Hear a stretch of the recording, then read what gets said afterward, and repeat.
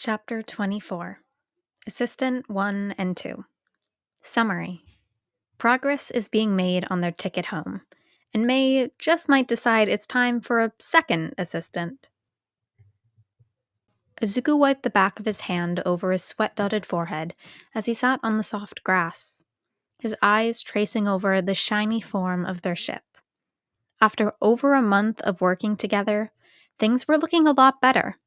The outside was no longer so dinged up and rusted, her new coat of paint shining in the evening sun. Not everything was cosmetic as well. He and Mei had fixed up the hull to be airtight, thanks to some relatively expensive sealant.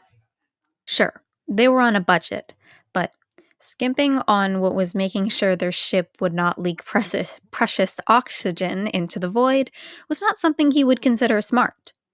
Now, all they had to do was make sure the interior was livable and fix up the ship's electronics. Hopefully, they would be done in only another 2 or 3 months. Only. They had already passed their official quarter of a year in space benchmark a while ago, and he was talking about another quarter of a year like it was nothing. But there really isn't anything to be done about it. All they could do was work their hardest to get home while trying to enjoy the time they have to spend out here. After the festival, Izuku realized that space wasn't actually that bad. Sure, being trapped on the trafficker ship was the literal worst experience of his life, but since they had arrived on Oxyus, things had been relatively normal. The only real difference was that instead of going to school for most of the day, he went to work. Instead of doing quirk analysis, he improved on his engineering skills and worked on the ship.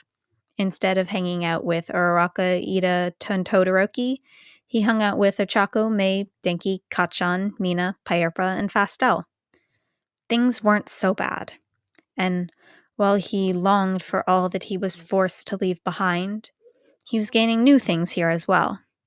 The most obvious things were meeting Pyerpa and Fastel. Just like with Koda and Eri, he couldn't help but get attached. He loved listening to Pyerpa's stories or hearing Fastel go on about the latest thing they had learned. And there was Mr. Xiantak and Ayalin. Ayalin never failed to help them when they needed help. Her food stall was quickly becoming a respite from the stress of being on an alien planet. Everything was just so warm and homey that he was finally able to relax. Mr. Xiantak, on the other hand, had really taken him under his wing. He showed Izuku how to improve on his engineering skills when he didn't have to. He joined him outside just to talk and share a drink when he didn't have to. Really, neither of the adults they had come to rely on had to do anything they had done.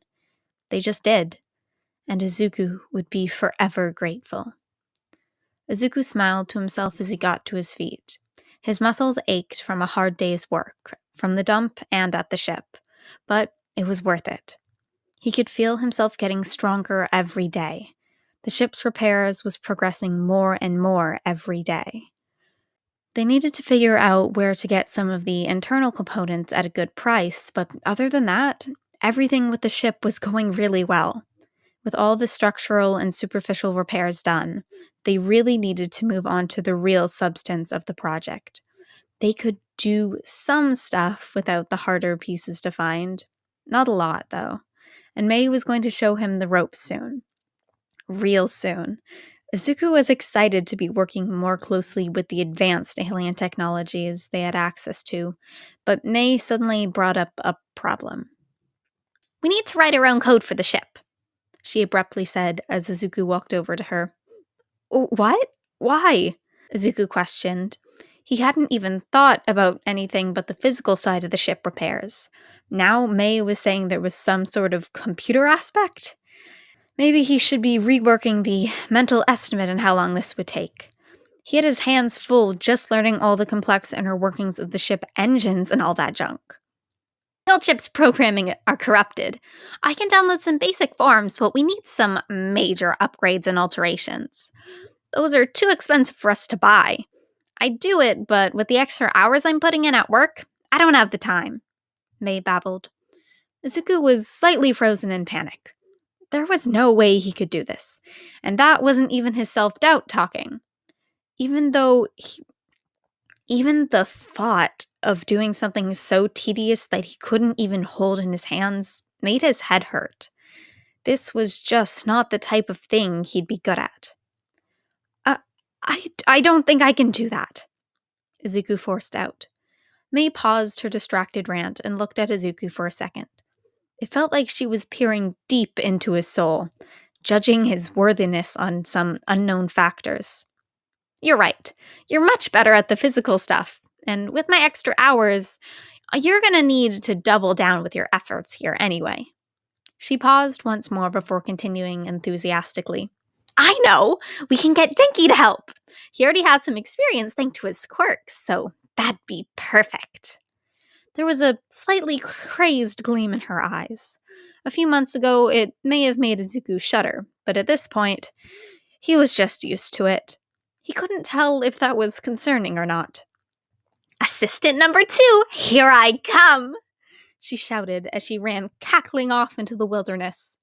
Back at home, an unsettling shudder came over Denki. The recruitment of assistant number 2 had gone largely to plan. Denki did try to run away as soon as he saw the look on Mei's face, but it wasn't a long time before she caught him. So he was, inevitably, roped into their little ship repair squad. He didn't appear quite as excited as Mei, but she didn't seem to care. Apparently, the first order of business they would be doing as their newly expanded repair squad was visiting Mei's work. And this was something Izuku was practically ecstatic for. He had only been able to do so much with the resources and tools available to them at Xiantux and their ship, but Mei's workplace? It was rumored to be an inventor's paradise. Rumored by who, you may ask? Powerloader's #1 headache herself, future CEO of Hatsume Industries, Mei Hatsume. So Izuku knew there would be no exaggeration of its contents. Maybe he would finally be able to get something from his inventing book into reality. He had decided to dedicate each of his 3 notebooks to something in particular. His brown, leather-bound notebook had become his invention notebook, where he wrote down any invention ideas he had, as well as anything he learned he felt worth recording. His sky blue notebook had become dedicated to the alien world around him. That could be anything from unique properties of the local flora to socioeconomic interactions of the universe as a whole. The last and most practical notebook had become somewhat of a thought dump. It wasn't practical to carry around 3 different notebooks with him at all times, so he would just take the one. It was more for rough notes and anything that didn't fit into the categories of his other 2 notebooks. Given the fact they were going to Mei's workplace to check out all the engineering and tech stuff it had, it was probably smart to bring his inventing notebook, especially given the fact he was hoping to get started on a few of his own original blueprints. So, at the break of dawn that weekend, Izuku tucked his grease-stained leather notebook into one of the 2 pouches he had fastened onto his hips, and followed Mei and Denki into the forest. Izuku was thankful Mei's workplace would let them come in on her day off. If anything, they encouraged it. The owners loved the idea of new minds being introduced to the wonders of engineering, as long as they didn't burn the building down. But with Mei, there were no guarantees. Izuku would have to keep that in mind during their stay, but all thoughts of preventing global annihilation left his mind as he stepped into Mei's lab. Izuku had seen the support course labs a few times back at UA, but they were nothing compared to what he saw in front of him. The whole space was completely decked out with loose parts and machines he wouldn't even begin to guess how to use. The space practically exuded ingenuity in its every curve and corner. He could see Mei eyeing him from the side, her face spread into a mad grin, fully showing off her teeth.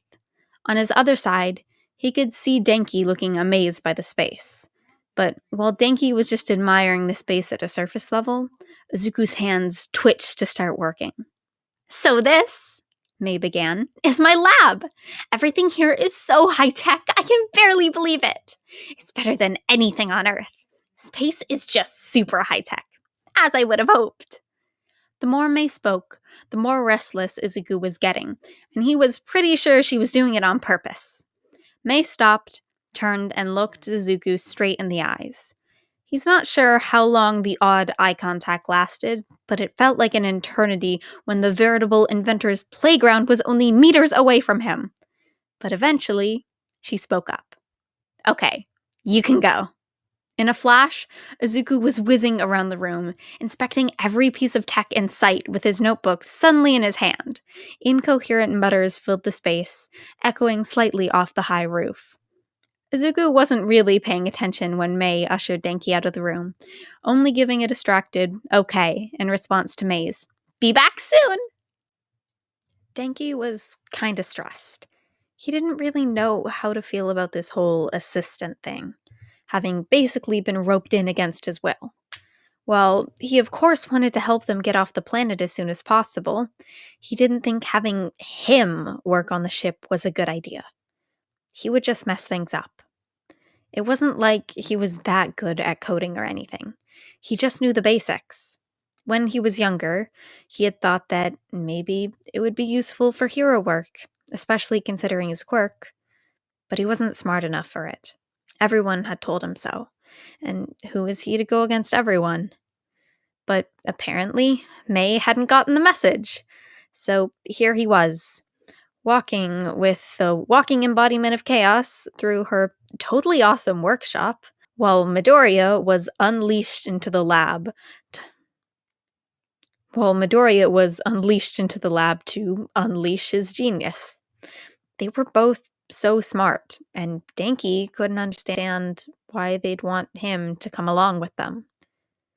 Denki was so caught up in his head that he didn't realize when they had stopped at a new room until Mei was ushering him inside. It was obviously some sort of computer lab. Screens lined the walls. Data pads were squirreled away in nooks and crannies. Laptops and PCs were stationed at various desks, and hollow screens were projected into the air. Mei excitedly sat Denki down on one of the many laptop workstations, though this laptop looked a little different. Unlike the others, it had a design of sorts on it. The body was satin black, and branching out from the top right corner was a glowing lightning pattern. It was honestly super cool.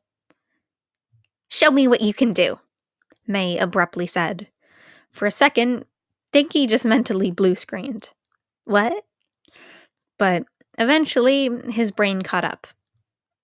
"I already told you, I'm really not that good at coding. I just messed around with it when I was a kid." "Don't care," she bluntly stated. "Show me something. Anything."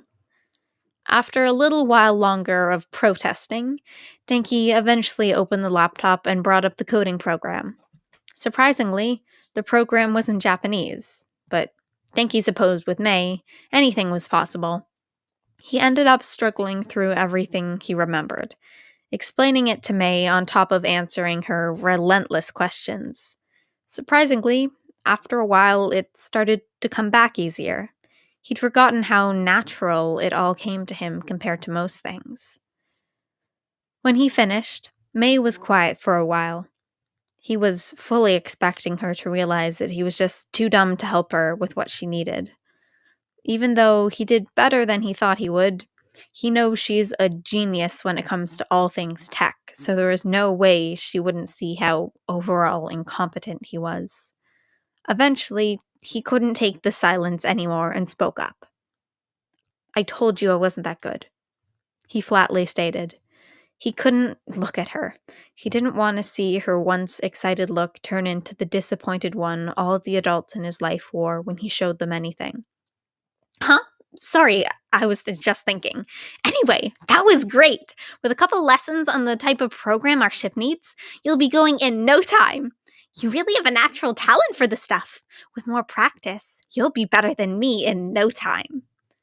Denki was frozen as Mei let out a small cackle. He must have misheard her.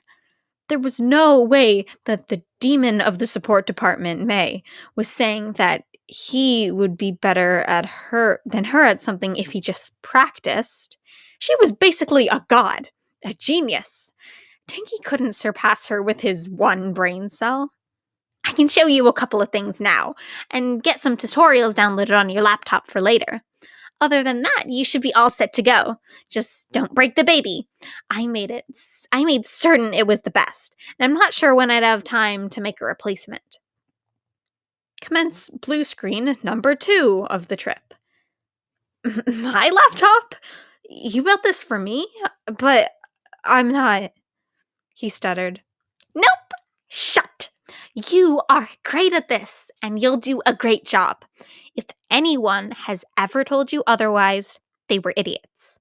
Now, let me show you what I know. If Denki walked back to the camp with not only a brand new laptop, but a little more self-confidence, no one had to know. Anyway, they were more focused on making sure Izuku's new prototypes didn't burn down the forest. He's not sure how a collapsible space helmet exploded, but he's taken to say, with Mei, anything is possible.